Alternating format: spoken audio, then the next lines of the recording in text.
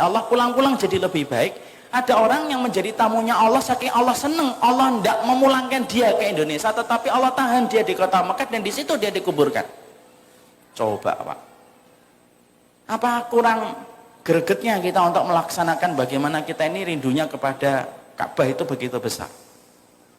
Makanya inilah yang menjadikan akhirnya kita memahami. Berarti Masya Allah ini, berarti masalah haji dan umrah itu ternyata masalah cinta kita Pak. Dan itu merupakan panggilan keimanan kita. Makanya inilah yang menjadikan akhirnya kita memahami. Maka selama kita belum haji dan umrah, barang-barang sekunder itu tidak usah dibeli dulu. Justru nanti kita akan membeli barang-barang sekunder itu setelah kita itu merapikan hubungan kita dengan Allah. Nanti Allah akan merapikan hidup kita. Biasanya hidup kita itu tidak rapi Pak, karena kemudian kehidupan kita dengan Allah itu tidak rapi. Contoh, tidak pernah jadi tamunya Allah. Ketika tidak rapi hubungan kita dengan Allah itu, ketika tidak mau jadi tamunya Allah, lah disitulah ruwetnya hidup kita. Mau jadi tamunya Allah aja tidak mau kok. Coba kalau Bapak dapetin ada orang diundang ke tempatnya, tetapi orang itu tidak mau Pak, padahal dia nganggur. Bapak bisa bayangkan kan, pasti kita itu gondok di dalam hati. Saya undang ke rumah kok tidak mau, padahal nganggur. Dan itulah yang menjadikan kita memahami. Berarti urusan kita haji dan umrah itu itu merupakan urusan kita merapikan hidup kita dengan Allah. Karena kita faham kalau kita sudah merapikan hidup kita dengan Allah, salah satunya kita selesai menjadi tamunya Allah, maka rapi hidup kita nanti. Dan itulah yang memotivasi kita semuanya. Makanya inilah yang menjadikan akhirnya, mari kita Pak, kita kemudian minimalisir, membeli barang-barang sekunder itu kita minimalisir. Karena memang begitulah penjelasan dari Syekh bin Baz itu. Jadi kalau ada orang punya tabungan, dia rela untuk membeli barang sekundernya, kemudian dia rela dengan membeli barang sekunder, akhirnya dia nggak jadi melaksanakan haji dan umrah, fasawaun alaihi yahudiyan am nasraniyan. Matinya itu kalau nggak Yahudi ya kayak Nasoro. Dan itu menakutkan. Makanya semoga kita ini bercita-cita besar bagaimana kita menjadi tamunya Allah. Ya alhamdulillah kalau akhirnya Allah terima pertemuan kita, pulang-pulang kita jadi lebih baik.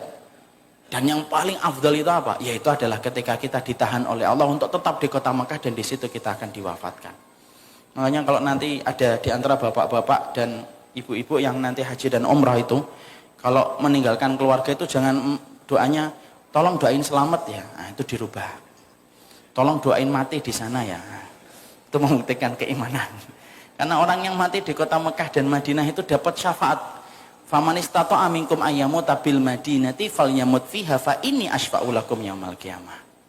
Dan itu yang kita harus kerjakan. Maka kita ingin tahu apa sih perkara yang bisa membantu kita untuk menjadi tamunya Allah. Tentunya yang pertama yaitu rizqul halal, rezeki yang halal. Rezeki halal itu adalah rezeki yang dimiliki oleh orang solih, rezeki yang dipakai untuk membangun jembatan dia menuju kepada akhirat. Makanya bapak-bapak yang sudah melaksanakan haji dan umrah, kalau hartanya barokah, jangan berhenti di situ Pak. Ayo kita ngumrahkan orang yang belum pernah umrah. Pahalanya besar Pak. Saya sudah umrah Ustaz, berapa kali Pak? 6 kali. Masya Allah. Kalau sudah 6 kali, mungkin tidak usah umrah lagi.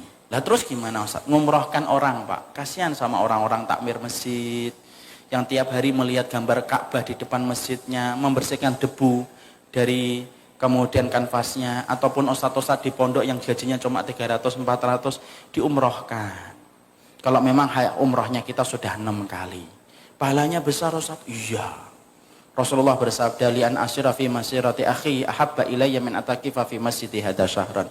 Membantu saudaraku itu 1 hari itu sebanding dengan 30 hari itikaf. Bapak bantu saudaranya 1 hari sebanding 30 hari itikaf di Masjid Nabawi. Itu membantu saudara muslim.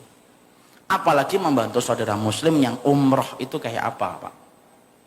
Ihtarim man yahtarimillah, kata Syekh bin Baz. Hormati orang yang menghormati Allah.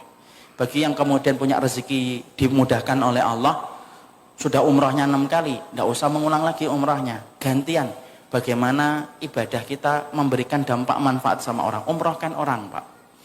Ini ada jamaah saya itu di daerah Jakarta.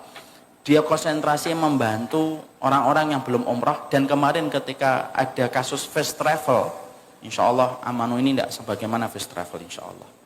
Itu ada korban-korban fast travel itu dipilih, di list itu sama mereka, mana yang betul-betul dari kalangan tidak mampu, yang sudah nabung lama gitu. Ada yang buruh cuci, ada yang tukang gojek, yang akhirnya nggak jadi umrah Pak. Akhirnya kemudian diumrahkan sama mereka. Mereka anak-anak muda, saya Masya Allah.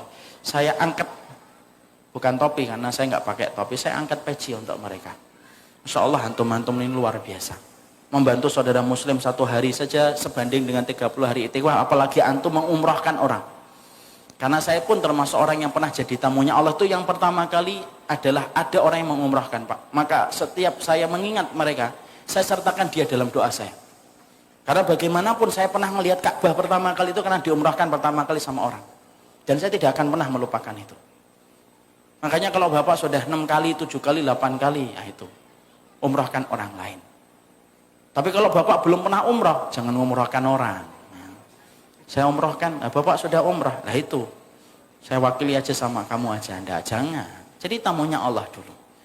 Itu pertama yang bisa menjadikan kita berangkat. Yang kedua yang bisa menjadikan kita berangkat itu apa? Niat yang benar, karena Allah itu yang menjadikan kita bisa berangkat Pak. Karena sesungguhnya kita menjadi haji dan umrah, jadi tamunya Allah itu bukan karena duit Pak. Berapa banyak orang yang banyak duit itu enggak haji-haji, enggak umrah-umrah sampai sekarang. Tapi yang bisa menjadikan kita menjadi tamunya Allah itu niat yang benar, karena tulus menginginkan karena Allah.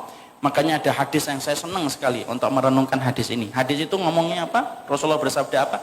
In tasduqillaha yasduka.